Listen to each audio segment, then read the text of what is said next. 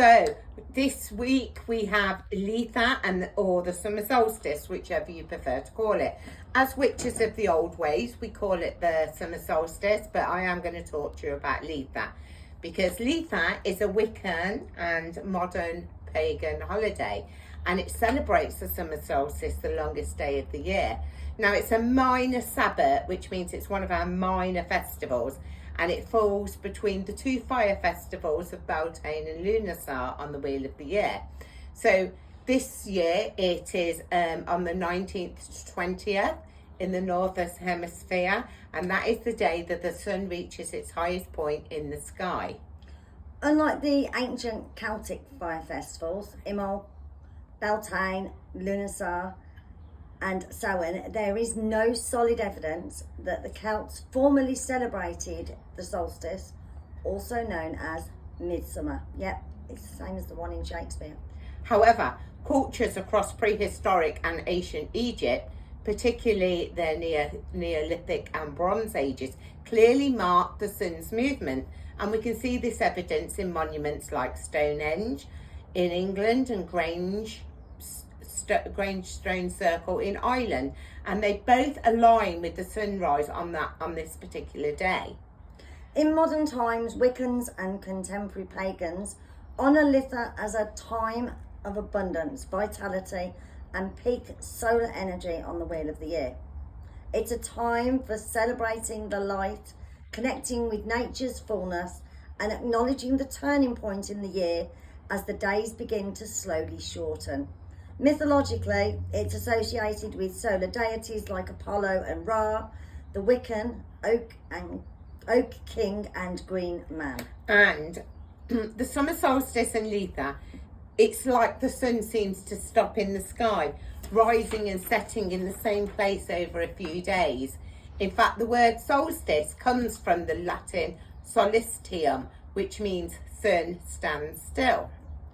The use of the word litha for the summer solstice originates from the work of Gerald Gardner, who was the founder of modern Wicca. He likely found it in the work of Venerable Bedes. The Venerable Bede. Venerable Bedes, there we go, to Temporum Russian, where Bede recorded that the Anglo-Saxons called June Era Leda before litha, and July Althera Leda after litha.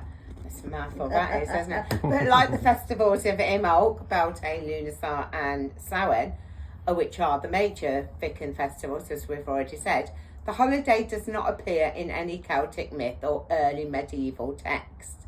In fact, there is no evidence at all that the ancient Celts marked the summer solstice with a formal rite. Instead, many contemporary litha observances draw inspiration from Norse midsummer tradition, Roman festivals like Vestalia and European folk customs. So the summer solstice is the astrological event marking the longest day of the year, which occurs between June the 19th and June the 22nd.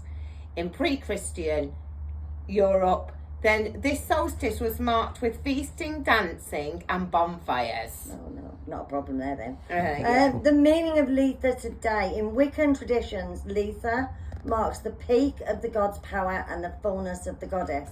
As the earth overflows with light, life and abundance, it is a Sabbath of fulfillment. It represents the sun's energy and spark your own rituals of courage, strength and transformation.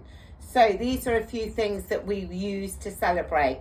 Honey is the symbol of sweetness and pleasure and the reward of hard work. Use it in baked goods or drizzle it over fruit or put a spoonful of it on your altar to honour the bees and the abundance of the season. Strawberries, one of the summer's earliest fruits, are linked to love, passion and the full ripe energy of the earth. Serve them fresh, bake them into a pie or pair them with cream for a simple solstice dessert. Then we have mead, the traditional solstice drink made from fermented honey and is perfect for toasting the sun and the land. Lemon, it's light, cleansing and sun coloured, and it brings brightness and clarity to summer dishes. Summer herbs like cloves, dill, garlic. These herbs thrive under the summer sun and carry properties of protection, vitality and purification. Use them in your cooking. Try them for spell work. Add them to your litha altar. And if you're starting a garden this summer, add them to your witchy garden. So yellow, red and orange produce, fruits and vegetables in the fire-aligned colours symbolise solar energy. Fruits and vegetables that are yellow, red and orange symbolise solar energy as well. Fire-cooked recipes, so grilled vegetables, roasted meats or plant-based dishes or even flame-seared fruits. Make a flower crown and wear it. Use sunflowers, marigolds or calendula. And so they're all symbols of litha to honour the god's power.